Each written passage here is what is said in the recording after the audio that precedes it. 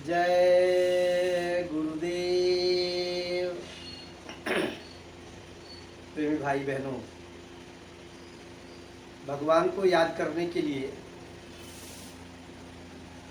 किसी निश्चित समय, किसी निश्चित धन, किसी निश्चित आवश्यक वस्तु की कोई आवश्यकता नहीं होती है।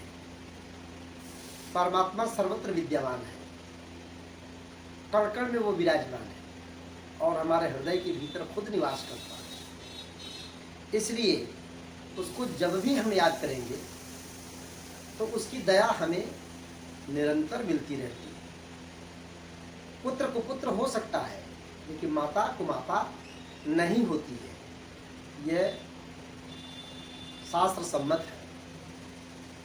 अब अपने भौतिकवाद में भगवान को याद करने के लिए व्यक्ति तरह तरह के संसाधन, तरह तरह के कर्मकांड, तरह तरह की वस्तुओं का संग्रह करता है।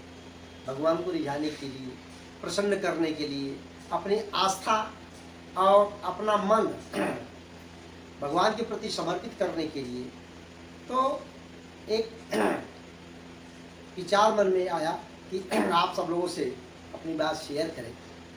तो जहाँ तक हमारी व्यक्तिगत अपनी राय है कि परमात्मा को 3 तरीके से व्यक्ति याद करता है इस संसार में, और 3 जो प्रकार है याद करने के, वह भी हमें आवश्यकता के ही अनुरूप लगता है और होना भी चाहिए। एक तो व्यक्ति अपने साधन से, जैसा कि हमारे गुरु महाराज ने अपने प्रवचन में दिया है, हम उन्हीं के संदेश को आपके सामने प्रस्तुत कर रहे हैं कि परमात्मा को 3 तरीके से व्यक्ति को याद करना चाहिए और याद करता भी है।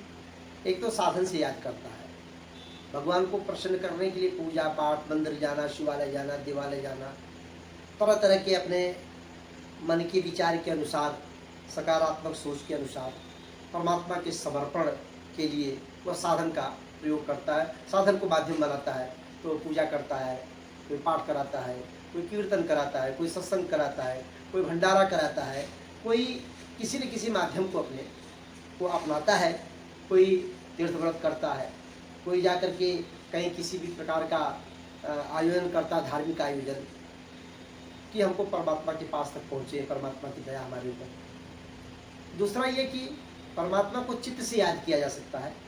आदमी को चित्त पे अपने धारण करना चाहिए कि चित्त में हमेशा एक ही वस्तु रहे। जिस प्रकार से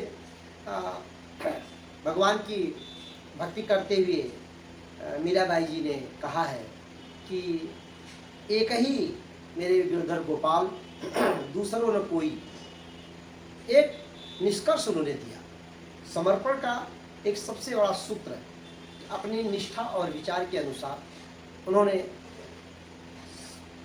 समाज को एक प्रेरणा, एक दिशा निर्देश दिया कि हमारी जो आस्था है वो अटूट है, हमारा विश्वास अटूट है, मेरे तो गिरधर गोपाल और दूसरों न कोई।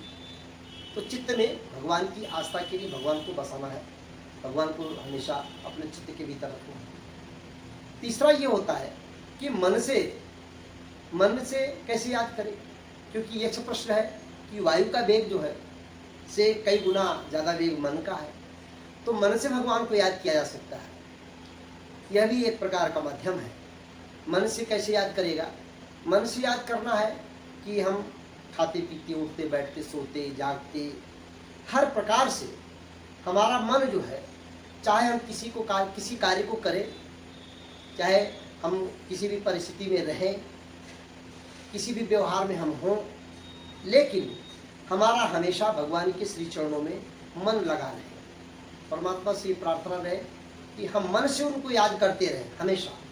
और याद ही करना है, साधन से करेंगे तभी याद करेंगे, चित्त में रखेंगे तभी याद करेंगे, मन से करेंगे तभी याद करेंगे। मन हमारा संकल्प विकल्प करता है, कभी इधर कभी उधर भटकता रहता है। इसलिए मन को हमेशा भगवान के प्रति लगाने का प्रयास, हमारा कोशिश, हमारी चेष्टा होनी चाहिए। भगवान को मन से हम याद कर रहे हैं, और जब परमात्मा को हम याद करेंगे तो निश्चित रूप से वह हमको दया देगा, उसकी दया हमको मिलेगी। ये शब्द बहुत 2 अक्षर का है, याद, लेकिन जब इसको हम उल्टा करते हैं तो दया बनता है। तो जब भगवान को हम याद करेंगे तो उसकी दया हमें अवश्य मिलेगी, इसमें कोई दो राय नहीं है। यह विश्वास संकल्प के साथ व्यक्ति के अंदर होना चाहिए। और परमात्मा सदैव जो अपने भीतर निवास करता है, कण-कण में तो है ही है, लेकिन जो अपने भीतर याद निवास करता है उसको हम हमेशा अगर मन से याद करते रहेंगे तो उसकी कृपा दृष्टि हमारे पर होती रहेगी और हम हमेशा हमारे जीवन में उत्थान, प्रगति, हमारे जीवन में हर्ष, उल्लास का एक वातावरण हमेशा बना रहेगा और हम हमेशा भगवान के करीब रहेंगे, क्योंकि ये जीवन भगवान ने दिया है। इस चंद्रोजा शरीर को छोड़ करके हम फिर भगवान के पास ही हमें जाना है, इसलिए हमेशा परमात्मा को अपने पास और हम परमात्मा के पास सदा बने रहें। इन्हीं पवित्र संकल्प के साथ हम आपसे और अपने से ये प्रार्थना करते हैं और उम्मीद करते हैं कि हम सबके जीवन में परमात्मा की दया बरसे और एक नई ऊर्जा, एक नई ज्योति और एक नया तेज हमारे अंदर विद्यमान हो, जिससे हम अपने आध्यात्मिक, जिससे हम अपने धार्मिक उत्थान में और अपने जीवन के विकास में, सन्मार्ग में प्रेरित होकर के बढ़ सकें, उन्नति कर सकें। इन्हीं सब भावनाओं, इन्हीं सब संकल्पों के साथ आपके जीवन की मंगलमय कामना करते हुए आपसे एक बार पुनः परमात्मा के नाम का उद्घोष करने के लिए निवेदन है। आप भी बोलें, हम भी बोलें। जय गुरुदेव।